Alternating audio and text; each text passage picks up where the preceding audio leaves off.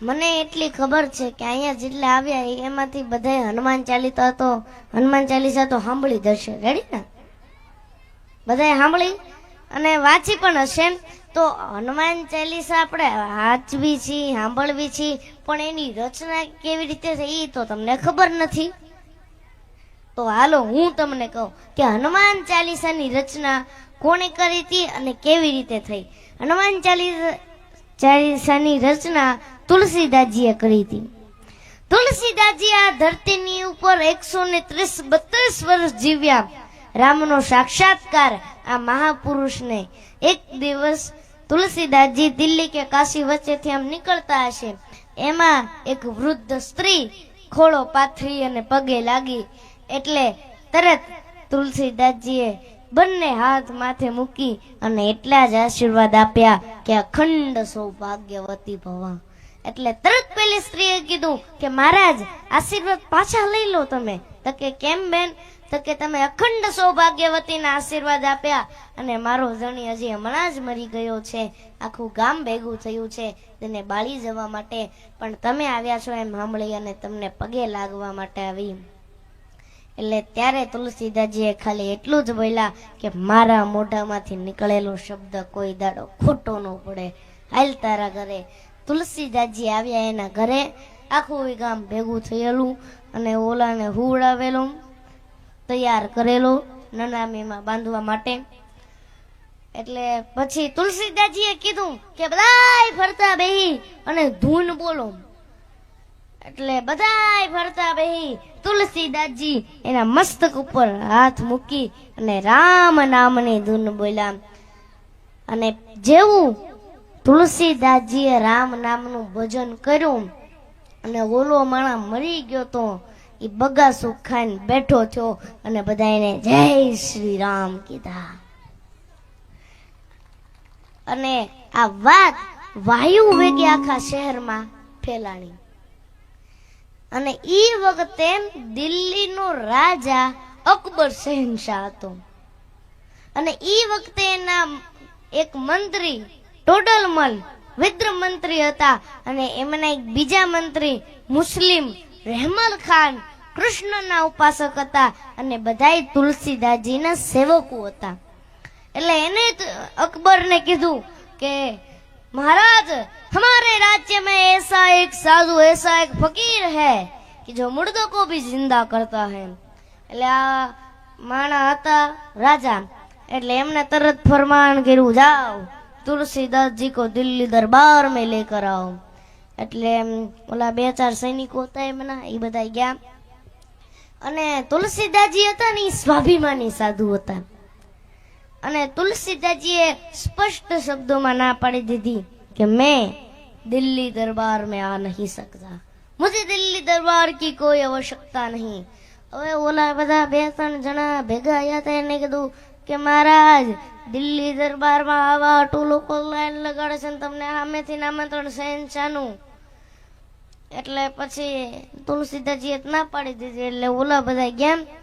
હવે આ તો ભાઈ રાજા માણા, એટલે મહારાજે આદેશ કરી દીધો અકબરે કે જાઓ तुलसीदासजी को पकड़ के ले आओ. હવે આ તો ભાઈ રાજા માણા ગમે એવો આદેશ કરે. અને આપણા કાઠિયાવાડમાં એક કહેવત છે, રાજા વાજાને, એટલે જોરથી બોલો ને, રાજા વાજાને.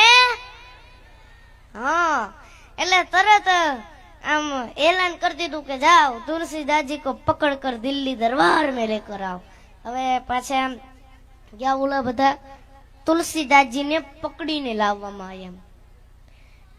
અને પછી તુલસીદાસજીએ કીધું કે બોલિए शहंशाह क्यों मुझे दरबार में बुलाया. એટલે અકબરે કીધું કે मैंने सुना है कि आप चमत्कार करते हैं, मुर्दों को जिंदा करते हैं, राम से बात करते हैं. हमें भी इच्छा हो गई है कि आप हमें कुछ चमत्कार करके दिखाओ. એટલે તુલસીદાસજીએ કીધું કે જો ભાઈ હું કઈ ચમત્કાર દેખાડવા વાળો જાદુગર કે તાંત્રિક નથી કે આમ ફટ કરીને આમ કરી નાખું. હું તો રામનો દાસ છું. હવે આ તો ભાઈ રાજા માણા, મેં કીધું એમ જ તે.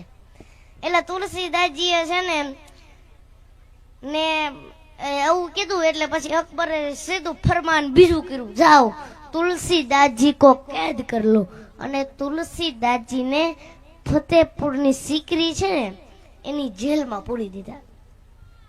અને જેનો ગુરુ હનુમાન હોય, જેનો બાપ સમર્થ રઘુવીર હોય, જેના રોમે રોમમાં રામ હોય, અને પછી તુલસીદાસજીના અંતરમાંથી જે શબ્દો નીકળ્યા એ 40 ચોપાઈને તુલસીદાસજી હનુમાન ચાલીસા નામ આપ્યું. અને પછી આ કાવ્ય જેલમાં લખાયા પછી તુલસીદાસજીએ પાઠ શરૂ કર્યા. અને હજી તો આ એમના પાઠ 100 પૂરા થયા નતા તુલસીદાસજીના, તા તો દિલ્હીની અંદર ચમત્કાર થયો.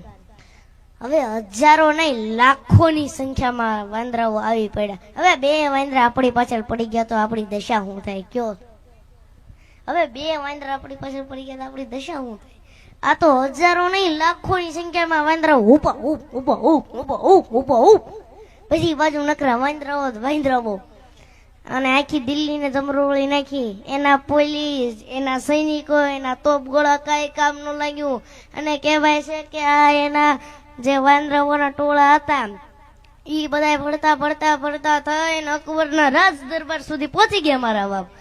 હવે કોઈ કાબુ ન લઈ શકે કારણ કે બંદૂક ફોડે ગોળી ન નીકળે. હવે જવું ક્યાં?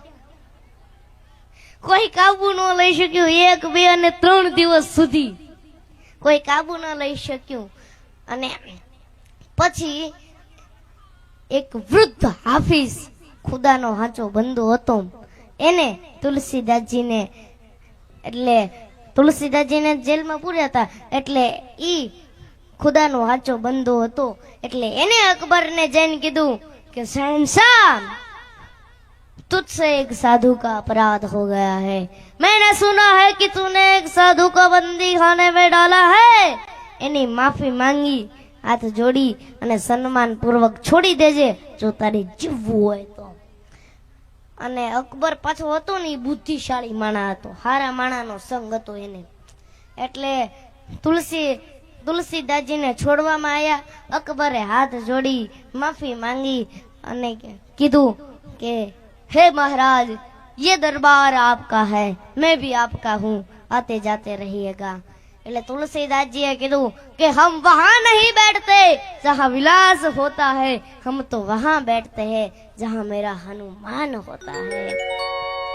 અને આપણા હિન્દુ ગ્રંથો જે છે એમાં હોતન લખાણું કે જેવું અકબરે માફી માંગી અને હાથ જોડ્યા એમ વાંદરાઓ બધા અદૃશ્ય થઈ ગયા.